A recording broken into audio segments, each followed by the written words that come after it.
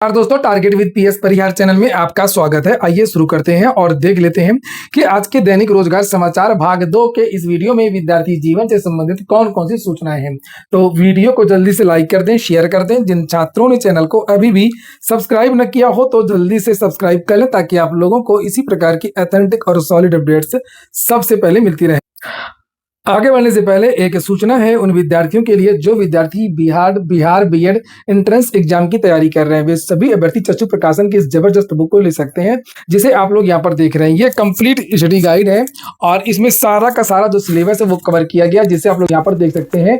चाहे वो general English comprehension हो, हिंदी सामान्य ज्ञान हो, तार्किक एवं विश्लेषणात्मक तर्कशक्ति से संबंधित क्वेश्चन हो। इसमें आप लोगों को 8 साल पेपर देखने को मिल जाएंगे, 2100 से ज्यादा बहुविकल्पी प्रश्न देखने को और सभी प्रश्नों की विस्तृत व्याख्या भी आपको देखने को मिल जाएंगी।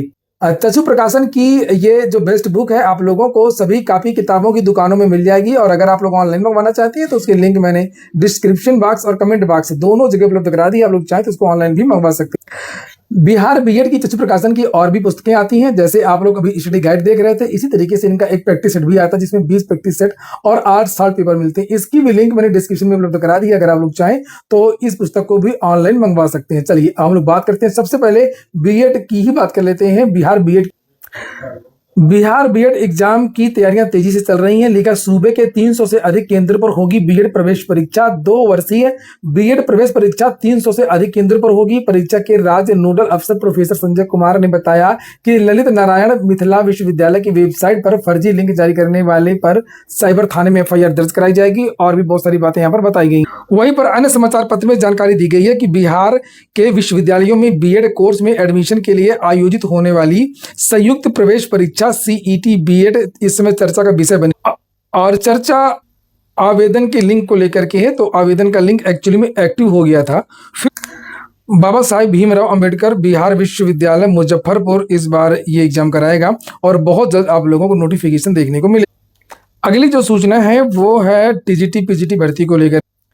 कल शिक्षा निदेशालय विद्यार्थी गए थे और वहां पर टीजीटी पीजीटी भर्ती की सुबह की वीडियो में यह सूचना छूट गई थी, जिसे आप लोग यहां पर देख सकते हैं।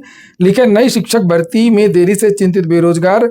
प्रदेश के 4512 सहायता प्राप्त माध्यमिक विद्यालयों में प्रशिक्षित स्नातक टीजीटी और प्रवक्ता पीजीटी की नई भर्ती में देरी को लेकर के प्रतियोगी छात्रों में चिंता बढ़ गई है। प्रतियोगी छात्रों ने सरकार से शीघ्र भर्ती शुरू करने की मांग की है, और छात्रों का कहना है कि माध्यमिक शिक्षा मंत्री ने विधानसभा में दिए गए उत्तर के अनुसार टीजीटी और पीजीटी के 31,500 पद रिक्त उन्होंने कहा था, लेकिन अभी तक इन पदों पर विज्ञापन जारी नहीं हो रहा है। उत्तर प्रदेश शिक्षा सेवा चयन आयोग ने स्पष्ट किया है, जब तक निदेशालय से रिक्त पदों का अद्यतन विवरण उपलब्ध नहीं हो जाएगा तब तक विज्ञापन जारी करना संभव नहीं है। इसलिए बहुत सारे विद्यार्थियों के नाम भी लिखे हैं, यहाँ पर मेरा भी आप लोग नाम देख सकते हैं। और दिनेश यादव और बहुत सारे छात्रों ने यह मांग की यहाँ पर कि शिक्षा निदेशालय तत्काल प्रभाव से सभी रिक्तियों की सूचना आयोग को उपलब्ध कराए, ताकि भर्ती की प्रक्रिया शीघ्र प्रारंभ हो सके। तो शिक्षा निदेशालय तो विज्ञापन भेज ही देगा, लेकिन जब इनका पोर्टल ही नहीं पूरी तरीके से कंप्लीट हो पाएगा, जब इनकी क्षमता ही नहीं रहेगी अध्याचन लेने की, तो अध्याचन वो कैसे भेज दें। ये देख सकते हैं आप लोग दिनेश यादव को, जिन्होंने शिक्षा, और ये वो ज्ञापन जिसे आप लोग यहाँ पर देख सकते हैं कल दिया गया। और हालांकि वार्ता भी हुई है वहाँ पर कर्मचारियों से, और उनका ये कहना है कि उनकी पूरी कोशिश है, जो वार्ता चल रही है शिक्षा सेवा चयन आयोग से और निदेशालय से, कि इस महीने के अंत में अप्रैल के महीने में ही टीजीटी और पीजीटी और अन्य पदों का अधियाचन शिक्षा सेवा चयन आयोग के पोर्टल पर भेजा जा सकता है, और उसके बाद में भी शिक्षा सेवा चयन आयोग उसका देख करके उसका जो वेरिफिकेशन वगैरह है उसको चेक करके जो उसका विज्ञापन है वो आगे निकालेगा। इसके बाद में अगली जो सूचना है वो है, कुछ विद्यार्थी मांग कर रहे हैं कि टीजीटी पीजीटी में टीटी लागू हो और एलटी ग्रेड में भी टीटी लागू हो। इसको लेकर के मामला कोर्ट भी गया था। कोर्ट से एक ऑर्डर भी आया है, स्पष्ट ऑर्डर है। उसमें ऑर्डर में ये कहा गया है कि एलटी ग्रेड को लेकर के ये मामला था, मुख्य रूप से टीजीटी पीजीटी को लेकर के नहीं, लेकिन बताया जाता है कि ये इन दोनों का कैडर एक ही है।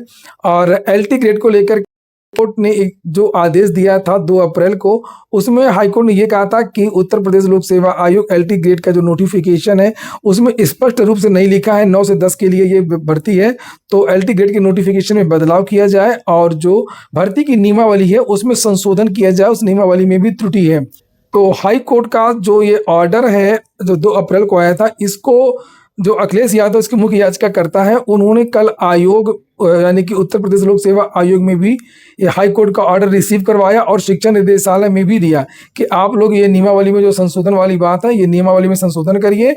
और लोक सेवा आयोग को जो कहा गया कि विज्ञापन में बदलाव करना है, तो आप जो है विज्ञापन में बदलाव करिए। ये आप देख सकते हैं, मोहर लगी है 13 अप्रैल की, एक कल की डेट है 13 अप्रैल यहाँ पर लिखा हुआ है। नीचे भी डेट लगी है। उत्तर प्रदेश लोक सेवा आयोग से कहा कि जो हाई कोर्ट का जो आदेश आया था, जो केस आप लोग हार गए हैं, विद्यार्थियों की आंशिक जीत हुई है। विद्यार्थियों का कहना था कि नोटिफिकेशन गलत है और नोटिफिकेशन में कुछ नहीं बताया गया कि ये भर्ती किन विद्यालयों के लिए हो रही है। और ये भर्ती जो एलटी का जो कैडर है वो 6 से 10 के लिए है और इसलिए बीच में आता है 6 से 8, तो इसके लिए टीटी अनिवार्य है, एनसीटी गाइडलाइन है, तो टीटी लगाया जाए। इसी को लेकर के हाई कोर्ट ने आदेश दिया है कि नोटिफिकेशन अगर गलत है तो फिर नोटिफिकेशन में बदलाव करें। और अभी तक कोई नोटिस लोक सेवा आयोग ने जारी नहीं की है, तो उसी के संबंध में ये पत्र एक बार इसको देख लीजिए। ये इस पत्र के साथ विद्यार्थियों ने हाई कोर्ट का ऑर्डर भी रिसीव करवाया। ये हाई कोर्ट का ऑर्डर जो 2 अप्रैल को जारी हुआ था, मैंने आपको दिखाया भी था ये ऑर्डर। और ये देख लीजिए क्या विद्यार्थियों ने कहा है आयोग से। लिखा है, आप अवगत होंगे, भाई आयोग के तो वकील थे ही ना, आयोग तो केस लड़ ही रहा था, उसको तो मालूम ही होगा। 28 जुलाई 2025 को उत्तर प्रदेश लोक सेवा आयोग प्रयागराज द्वारा माध्यमिक शिक्षा विभाग के अधीन राजकीय माध्यमिक विद्यालयों में उत्तर प्रदेश अधीनस्थ शिक्षा प्रशिक्षित स्नातक सेवा नियमावली, जो नई नियमावली आपने देखा होगा जिसमें पीजीटी में बीएड को लागू करने की बात की गई थी और टीजीटी में बहुत सारे पदों को हटा दिया गया था। इसी तरीके से एलटी को लेकर के भी जारी हुई थी और जो अशासकीय सहायता प्राप्त माध्यमिक विद्यालय उसके लिए भी नियमावली जारी हुई थी कि शिक्षक बनने की क्या योग्यता है। जो नई नियमावली विद्यार्थी उसकी बात कर रहे हैं। लिखा है कि प्रावधानों के अंतर्गत सहायक अध्यापक पदों पर भर्ती हेतु विज्ञापन संख्या इतना इतना जारी किया गया था एलटी का। महोदय, प्रदेश में 1488 राजकीय स्कूल हैं जहां पर 9 और 10 की पढ़ाई होती है। उसके लिए दिनांक 2 अप्रैल 2026 को उच्च न्यायालय इलाहाबाद द्वारा याचिका रिट ए नंबर लिखा हुआ में पारित आदेश में उत्तर प्रदेश लोक सेवा आयोग को ये निर्देश दिए हैं। हाई कोर्ट ने जो निर्देश दिए विद्यार्थियों ने हूबहू यहाँ पर मेन लाइन लिख दी है। देखिए, मेरा काम है जानकारी देना, आप लोग मुझसे खुन्नस मत उतारा करिए कि आप सारी ऐसी ऐसी बातें के मेरे वीडियो ना बनाने से हाई कोर्ट का आदेश नहीं रुक जाएगा और ना अखिलेश यादव रुक जाएगा, कोई नहीं रुकेगा।